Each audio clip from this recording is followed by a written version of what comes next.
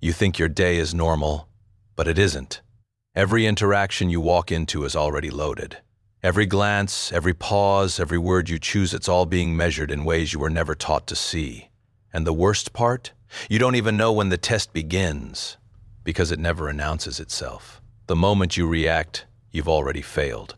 That slight irritation when someone challenges you. The urge to explain yourself when no one is around to listen. Asked. The need to fill silence because it feels uncomfortable. These aren't random habits. They're signals, leaks, tiny cracks that reveal exactly how controlled you really are. And someone is always watching not your actions, but your patterns. Most people think judgment happens in big moments. Interviews, arguments, high-stakes conversations. But that's not where the real decisions are made. The real evaluation happens in the subtle seconds when you think nothing important is happening. When you laugh a little too quickly. When you defend a little. Too much. When you shift your tone just to be liked. That's when the decision is locked in. You're not being judged for what you say. You're being decoded for how predictable you are. And once someone reads your pattern, they don't need to test you again. But here's what should unsettle you even more. What if the test was never about them in the first place, but about how easily you give yourself away? Because once you start looking closely, you can't unsee it. It's not what you say, it's how easily you're read. The pattern shows up everywhere. In conversations that feel casual but leave you slightly exposed. In moments of tension where your voice tightens just a bit too fast. In silence, especially silence, where you feel this invisible pressure to fill the gap before it defines you. Most people don't notice it, but you're starting to. Watch what happens when someone disagrees with you. Not aggressively, just enough to tilt the frame. Do you hold your ground, or do you immediately start explaining, softening, adjusting? Every time you rush to prove yourself, you expose something deeper, and it's subtle. That's what makes it dangerous. You think you're clarifying, but you're signaling uncertainty. You think you're being polite, but you're revealing dependence. You think you're connecting, but you're leaking control. The hidden enemy doesn't attack you directly. It waits. It waits for repetition, for habits, for those automatic reactions you've never questioned. Because predictability is the easiest thing to control, and most people are painfully predictable. They react when triggered. They speak when pressured. They defend when doubted. And after a while, they become easy to map. Think about the last time someone challenged you in a group setting. Not aggressively, just enough to shift attention toward you. Did you stay still, or did you feel that internal spike? That urge to respond quickly, to regain position, to protect your image. That spike is the pattern. And once someone sees it, they don't need to push hard anymore. Just a slight nudge, and you'll reveal the rest on your own. Most people call this personality, but it's not. It's programming. A loop of reactions running so fast you mistake it for identity. And every time the loop plays out, it confirms the same thing: you can be predicted. You can be read. You can be influenced. And the more you try to control how you're seen, the more obvious it becomes. But here's where it shifts. What if the moment you feel the urge to react is actually the moment you're being measured the most? Not judged, measured. Because that pressure you feel, it's not random. What if nothing is personal and everything is strategic? That comment that caught you off guard. That silence that stretched just a second too long. That subtle shift in someone's tone that made you question yourself. It's not chaos. It's a filter. And most people walk straight through it without even realizing they've been sorted. You were taught to see discomfort as something to fix, something to escape. But what if discomfort is the test itself? What if it's designed to pull something out of you? The impatience, the need for validation, the reflex to defend. The test isn't against others, it's against your own impulses. And here's the shift that changes everything. The world isn't trying to break you. It's trying to reveal you. Every situation becomes a mirror. Not of your intentions, but of your control. Because intentions are invisible. But reactions are undeniable. Think about it. Two people face the same pressure. One rushes to explain, to smooth things over, to regain comfort. The other pauses, observes, says less than expected. Same situation. Completely different outcome. Why? Because one sees a threat, the other sees a signal. Most people are trapped in reaction mode. They personalize everything. Every disagreement feels like an attack. Every silence feels like rejection. Every delay feels like disrespect. But you're starting to see the pattern differently. That moment of tension. It's not there to harm you. It's there to measure how stable you are when control is uncertain. And the moment you stop taking it personally, something shifts. You stop leaking. You stop chasing. You stop playing the obvious role. Because now you see it for what it is, a system of quiet evaluations happening beneath the surface of every interaction. And once you see the system, you can't go back to being unconscious inside it. But awareness alone isn't power.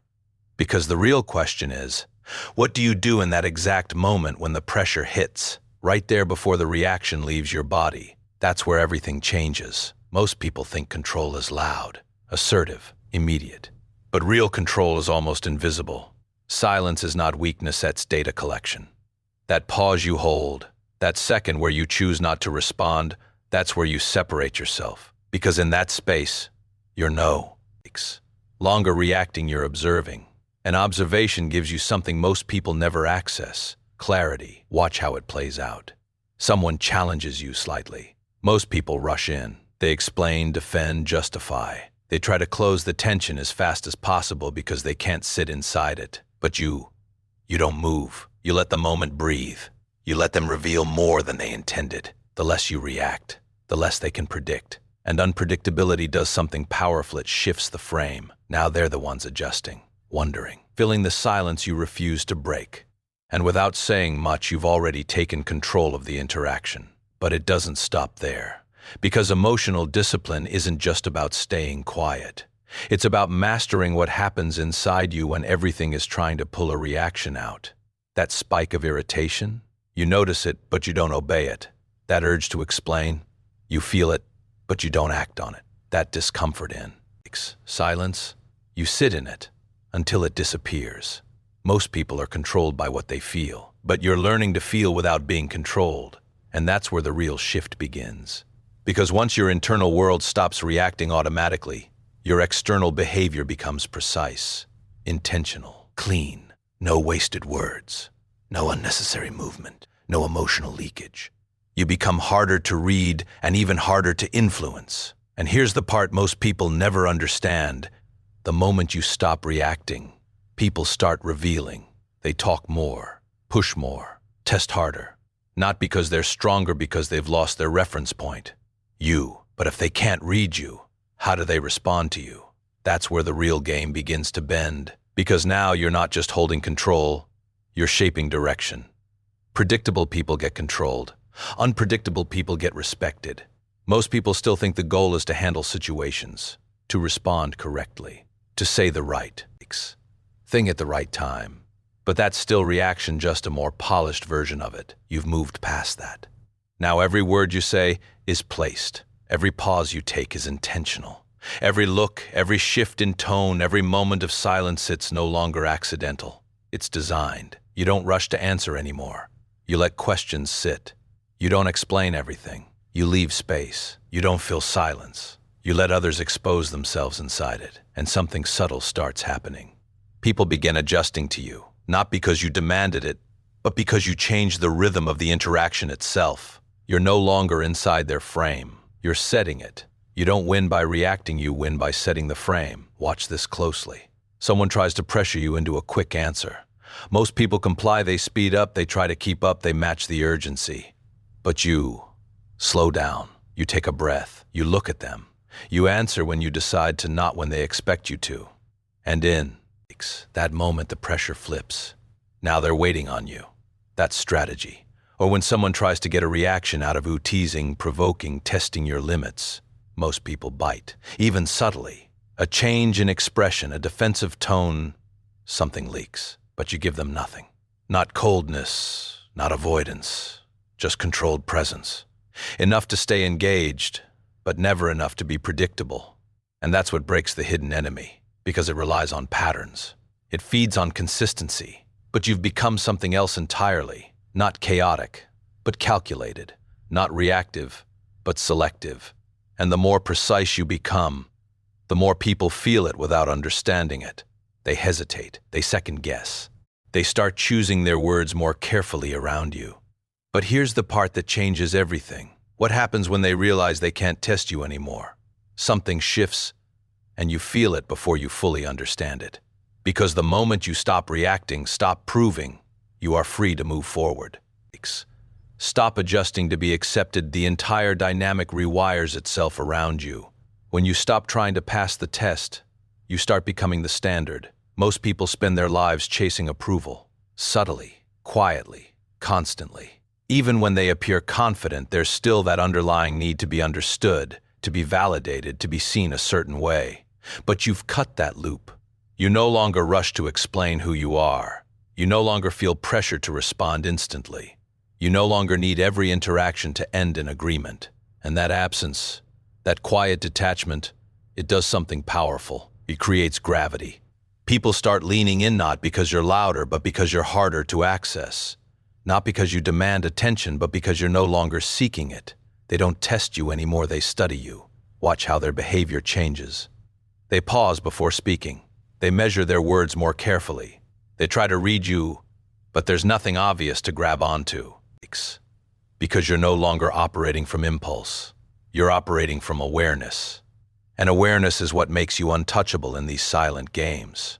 It's not that the tests disappear. They're still there in conversations, in tension, in moments designed to pull you off center. But now, they don't land the same, because there's nothing left in you that needs to react. No urgency to defend, no need to prove, no fear of silence. Just control. And here's the final shift most people never reach. You're not avoiding the game anymore. You've outgrown it. But if you can see all of this now, imagine how many still can't.